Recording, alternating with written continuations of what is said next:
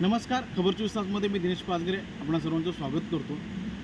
शहापूर तालुक्यातील चोंडा मारुती धबधब्यावर एक दुर्घटना घडली.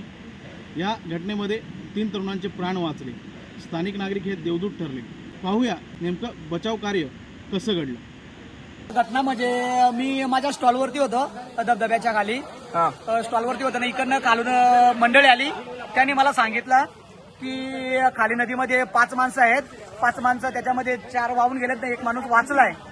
तर मी पटकन माझ्या स्टॉलवरून उठलो आणि धावत तिकडे घटनास्थळी तिकडे धावलो. तर तिथे एक माणूस अटकलेला होता. त्याला मी सांगितलं की तू तिथंच थांब, जिथं आहे ना तिथंच थांब, मी 5 मिनिटामध्ये त्या साईडला येतो, तू काही हालू नको. तर मी जाऊन नदीमध्ये, नदी जाम मोठी होती आणि नदी जाम मोठी असताना सुद्धा मी माझी जीवाची पर्वा न करता नदीमध्ये उडी मारली. नदीमध्ये उडी मारून त्या इस्माला मी वाचवण्याचा प्रयत्न केला आणि नक्की त्याला मी सुरक्षितपणे बाजूला काढला. आणि त्याला काढल्यानंतर लगेच मला एक दुसरा दिसला. तो आधीच म्हणजे नदीच्या बाजूला लागला होता, बाजूला निघला होता. त्याला मी सांगितलं तू जिथं आहे तिथंच थांब, अगदी तू हलू नको, मी परत खाली जातो. खाली कोणी मला भेटतंय का?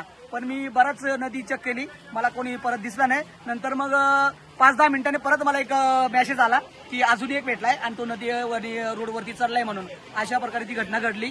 परंतु ती घटना साधारणपणे 2-2:15 दरम्यान घडली असावी, कारण अचानक पाऊस पडला आणि त्या पावसामुळं धबधब्याखालची जी मंडळी होती ती पूर्ण मी खाली काढली.